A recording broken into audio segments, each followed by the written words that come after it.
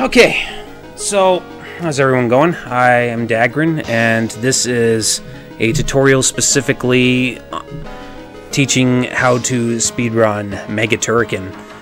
You might notice that I was pretty much responsible for getting the game down to sub 14, and I'm going to try and teach you all what it's going to take to get a rather respectable run, both in terms of utilizing safe strats as well as just what goes into actually trying to get that optimal time of below 14 minutes. But to start things off with this tutorial, one must always talk about the simple basics, what you're capable of, and what I recommend for control schemes and whatnot. I mean, granted, you probably just see here the control scheme. You have a lot of options, right? Like sometimes you might prefer you have the A button as the rope button and C is the jump button, or you might prefer, my setup, which is A is the fire button and B is the jump button and C is the rope button.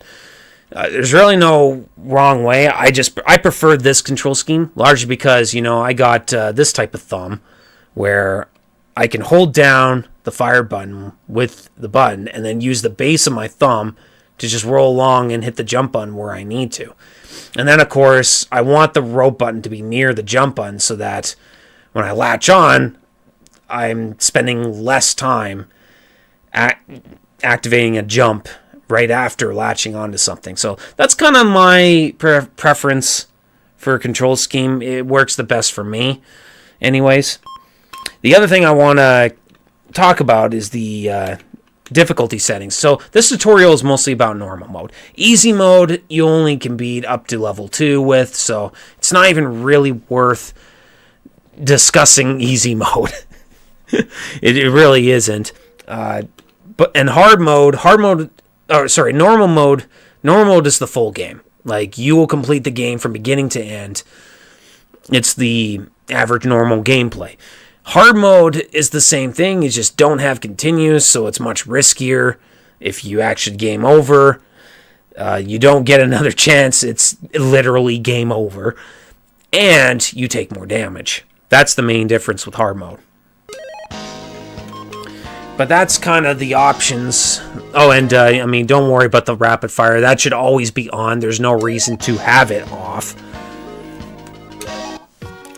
But yeah, let's discuss the basics here. So, again, your commands, you have 3 commands. Well, technically 4, but we'll cover all of them right here and now. So, first, you have the fire button. You're able to fire a weapon, and then you have one button which is designated to the jump button. And you should pretty much know what that entails. And then the other button is the rope button, which extends. The rope button. The plasma rope, as the game calls it, is your grapple function. Like, you're able to latch onto something and then swing along it like a grapple.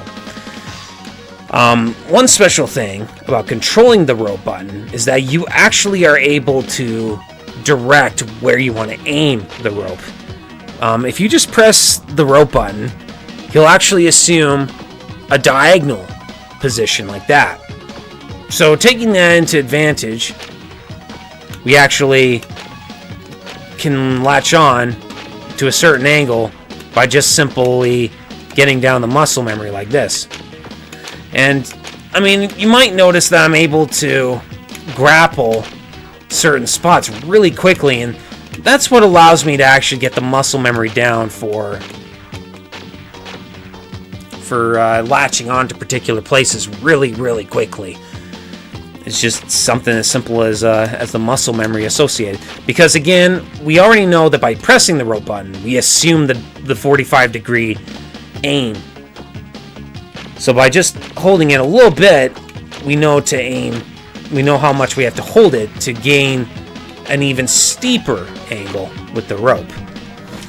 Anyways, that's how you control. That's what you can control, and you have free reign to direct the rope whatever direction you need to in order to latch on to wherever you need to latch on to.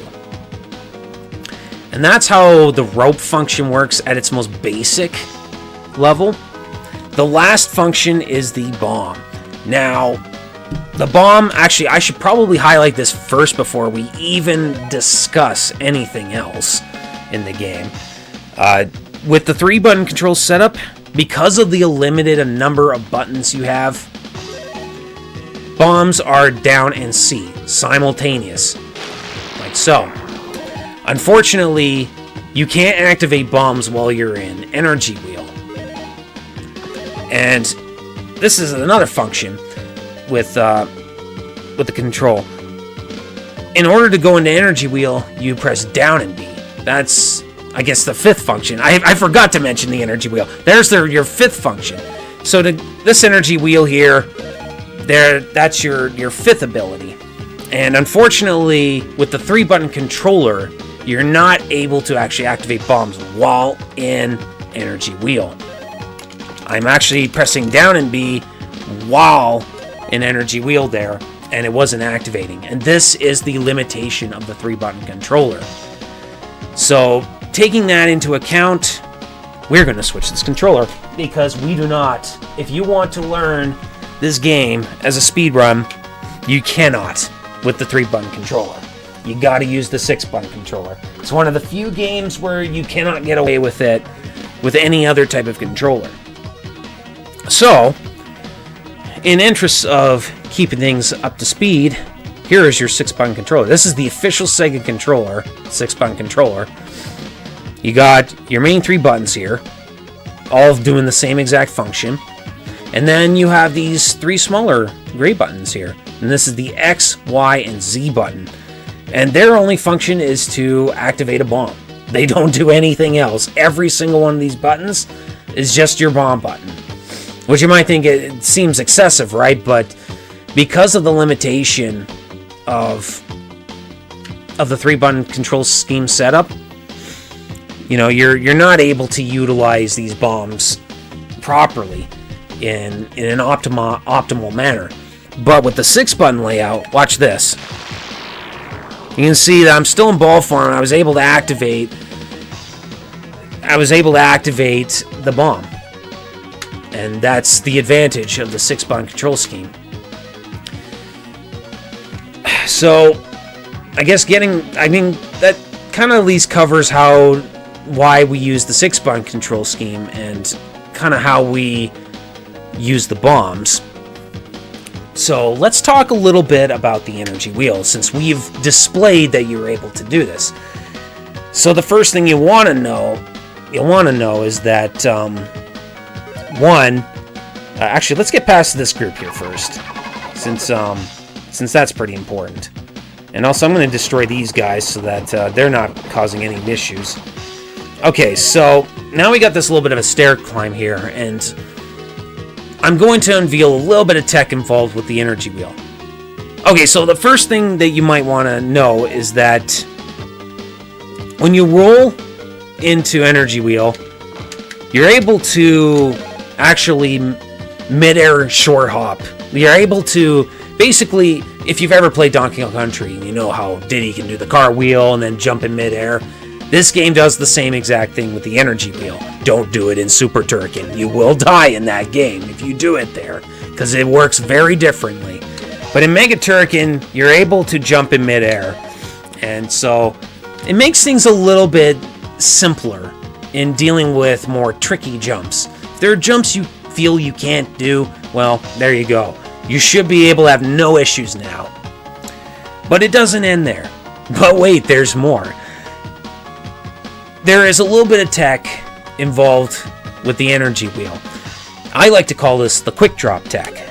Well, let's see if we can get it here. Yeah, okay, so there you go. So that, you probably noticed I was able to fall and then actually roll straight out of Energy Wheel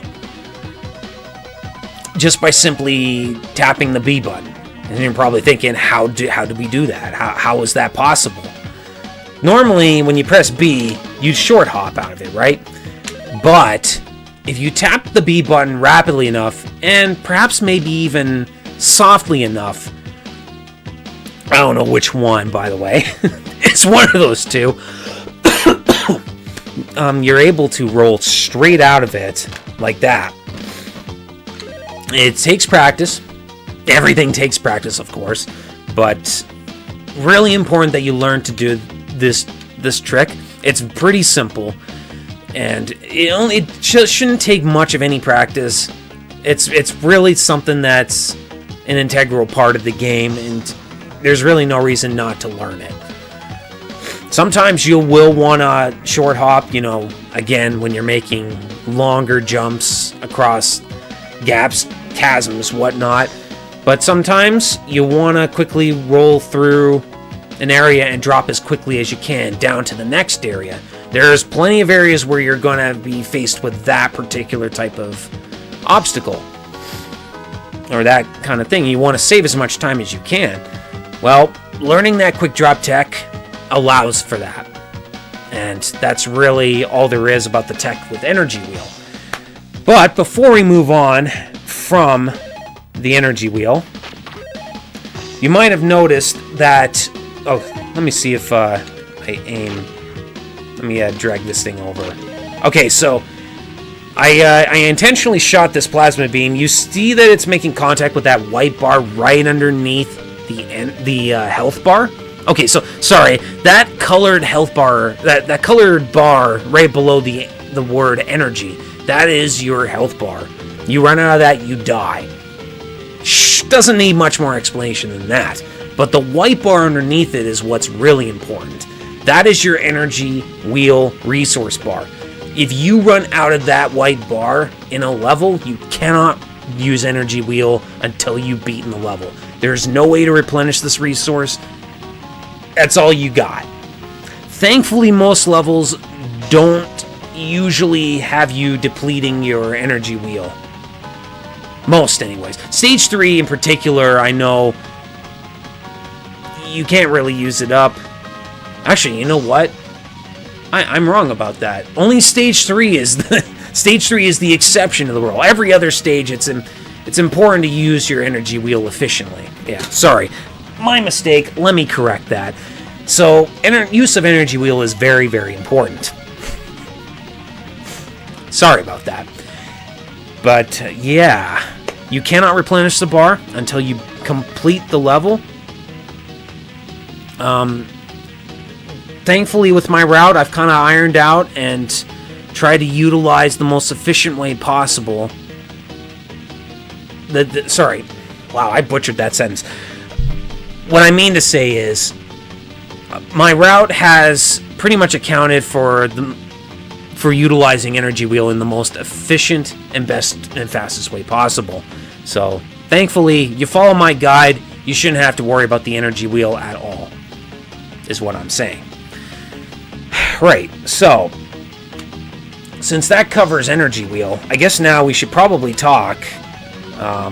actually, no, let's not talk about the plasma rope yet. Instead, let's talk about these weapons here. So, you might notice here this weapon I'm shooting now, it's called the Multiple. And let me grab this. Okay, so, now, the Multiple... Okay, so there's 3 different weapons. You have the green laser, you have the blue rebound, and then you have the weapon I have now, which is called the red Multiple. Multiple, as the instruction manual will tell you, is great in the open field, and this is 100% true. Probably the only thing they get right in the manual as far as the weapons are concerned. It is good in the open field. Now, the disadvantage with Multiple is it's a very laggy weapon. There's a lot of places that is going to unintentionally lag the game. And that kind of sucks. That honestly really sucks in a lot of situations. Especially in Stage 3, where sometimes it can even lead to crashing the game fairly easily.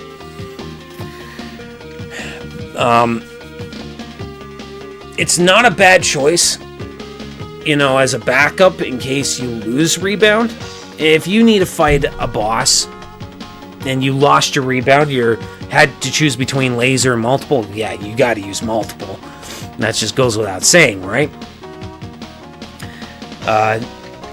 Unfortunately, though, multiple does not see much use. In fact, it's pretty much the most useless of the three as far as its general use in the actual route. If you're going for the optimal strats, especially, it is pretty much useless. It's a good backup weapon to get in case you're stuck with laser, but otherwise, you may as well not bother. But, yeah, I guess next, let's cover the laser. Alright, so this is the laser here.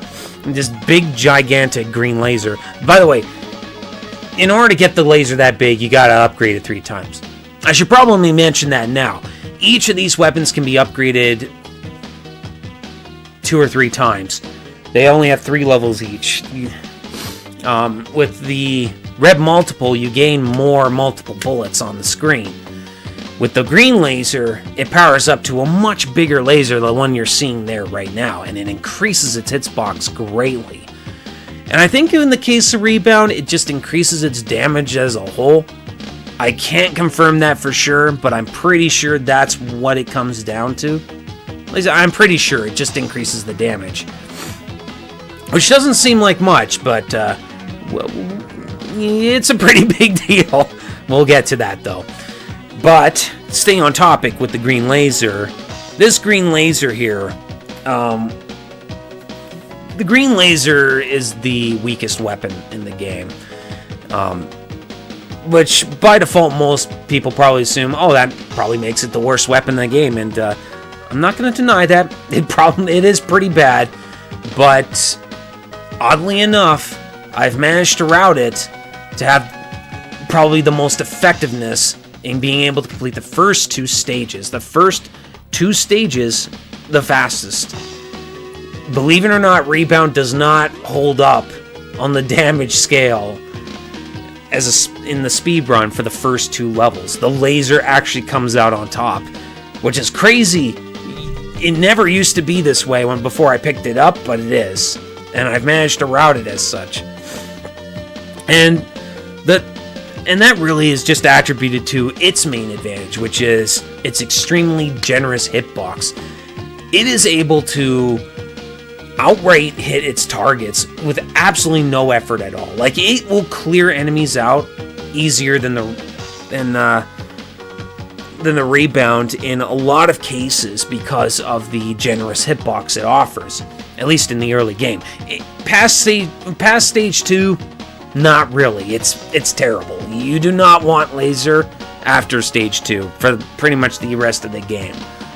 Not very good. Because, again, its damage output is so bad, and against tougher enemies, tougher bosses, it's just, you're going to find that you're almost going to need bombs just to be able to keep up with the damage output of, say, the Rebound weapon. So, speaking of which, this is the Rebound. So, you might think, wow, that looks horribly underwhelming for a weapon. This is the strongest weapon of the game. I am not even joking. This is the strongest weapon of the game. This is the Rebound. So you might, if you've ever played Super, you might remember what some of the experienced runners of Super Turrican will call the yellow garbage. I like to call it the yellow garbage because it really is garbage, but in Mega Turrican, it got a huge buff. It got a humongous buff in this game. The damage output is insane. There are so many quick kills that just rely on Rebound, and it is going to be your main weapon for pretty much all of mid-game, all of end-game. That good. That fucking good. And literally its only upgrade is just increasing its damage. At least theoretically that's what I believe is the case. I might be wrong, but I'm pretty sure I'm not. But really, all that this weapon does is you got the standard pea shooter, and you have these 2 things that bounce directly 90 degrees down, 90 degrees up, and it starts bouncing along ceilings and the ground. It's just more bullets on screen. More bullets on screen. Always what we need, right? More bullets on screen. especially when it's able to do the amount of damage that it does. But its main disadvantage is the exact thing that makes Laser come out on top in the early game, which is the fact it has such a huge problem hitting its mark. Because of the tiny bullets, and because the second and third bullets that go 90 degrees up and 90 degrees down have a hard time connecting without really getting near the hitbox. The laser has a lot easier of a time clearing out enemies in, where the rebound tends to usually fail because of its, limited ability to connect with an actual enemy and actually hit them. So that's usually, basically, laser and rebound are like polar opposites of each other. One's higher damage, harder to connect hits with. Laser is low damage, easier to connect hits with, though.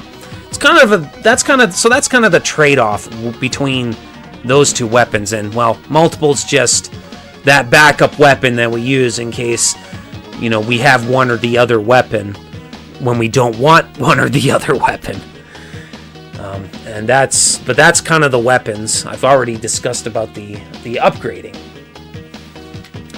So, I guess all that's left to discuss... Well, there's a few things left to discuss. I guess, let's go back to the discussion about... Oh, actually here. Let's just grab that. Let's head over here. And I'm going to clear out this section here. And we're going to start discussing the other important feature of this particular game, which is the plasma rope. So, for the most part, I'm kind of like the electrical beam that paralyzes enemies in Super Turrican.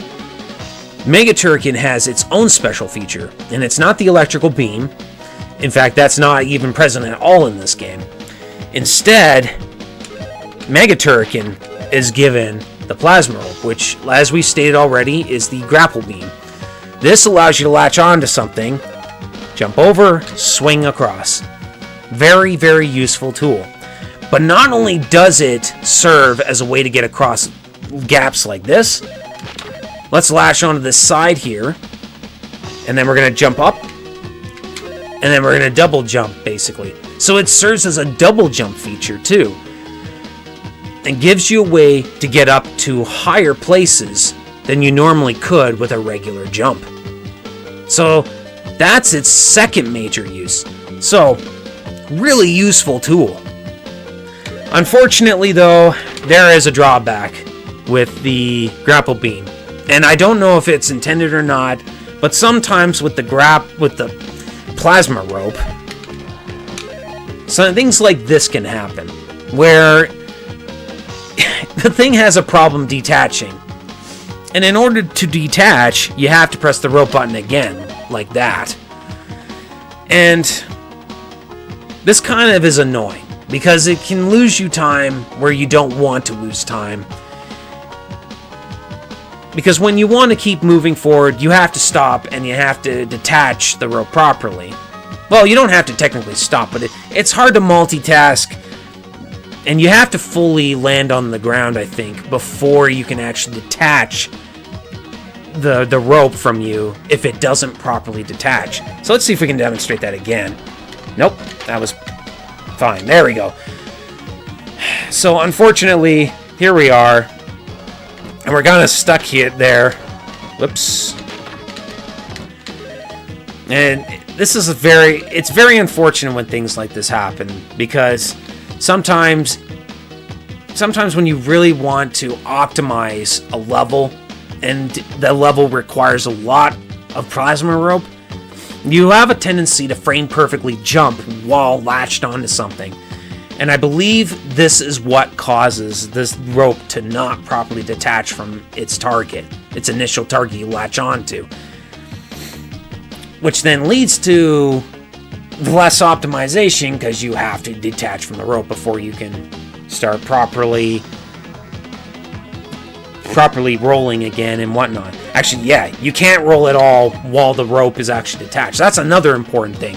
if you have to attach to something and the thing doesn't properly detach, you actually can't roll at all until you've pressed the rope button and detached the rope from the object. So, overall, all in all, for all the uses that it has, there are some real nuisances with the plasma rope that you should learn about. That you should know about, I should say. It sucks. I wish it wasn't there, but it's sadly something you have to contend with. And there's really nothing more to say about the rope. I mean, I've pretty much already covered the fact you have full reign of controlling where to aim the rope. So, all you have to know is that you are always going to assume the 45-degree angle, like that. So any amount of adjustments you have to make to latch onto something, know that you will always start at the 45-degree angle. And that's the rope feature. Now, what's left? Okay, so the bombs. Alright, so we've already touched on the bombs, but one thing we haven't touched on is this. Well, no, not that. Let's just grab this. What we haven't touched upon is how do we regain back our bombs? We only had to start with 3. But how, and you know, the bomb has a lot of effective use. But how do we regain these 3 bombs back? Well, the simple answer is it's not a drop. So how else do we get it back? Well, unfortunately, we have to die in order to gain back our bombs. There we go. So there you have it. The bombs have been replenished. You can see down in the bottom corner there. And this is one of the big limitations between Mega and Super. Mega, your maximum amount you can carry is 3. You cannot carry any more than that. The other disadvantage of the bombs is that you cannot replenish them. Wait, I think I already touched on that. Sorry. So you have to death abuse in order to regain these bombs. No, sorry. The maximum number of bombs is 3. Yes, that's the disadvantage number 1. You can't reclaim these bombs through normal means, so you have to die to gain them back. The only other way to replenish a bomb is by completing a level, and you only gain 1 bomb for that. So, you know, that's another big disadvantage. The big payoff, though, is that the bombs are crazy strong. They are stronger than they are in Super. That I can guarantee you. They are pretty key to some pretty big time saves in efficient quick kills. But yes, that is all that I can say about the bombs. I don't think there's anything else to touch on it. I think I've covered everything else.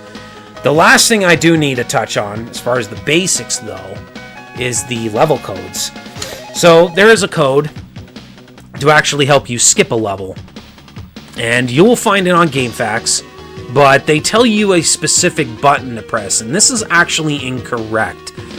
The real input code is the same directional input that they show, but instead of telling, like, say, a specific button like A, B, or C, you have to press what you designate as the fire button. That is what triggers the level skip code.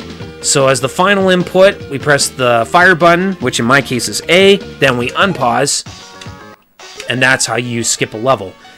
You're not allowed to do this in actual runs, but it's perfect for practice. This is why this is a good game to get into, and why I recommend it, because you don't need to have any, well, you know, most runners, they already have things similar to like the EverDrive, the power pack and whatnot, but this game, it didn't even need it. Doesn't even need it. You can literally practice with just the regular card itself, and as long as you know the code to skip levels and whatnot, you can practice any level you want. If you want to go back a level even, there's even a code for that. This time though, it's the same code, but if the last part of the code is what you designate as the rope button, which in my case is C, then I unpause. And there you go. That's how you go back a level. Sorry, my throat's getting a little bit a little bit clogged up, but that pretty much covers the basics of everything you need to know about just playing the game at the most basic level, what you kind of needed to know before you actually seriously think about picking up the game.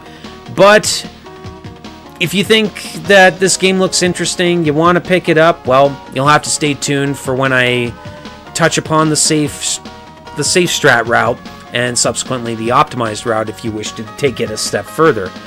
But that is for other parts in this tutorial. For now, though, that's the basics of Mega Turrican. Thanks for watching.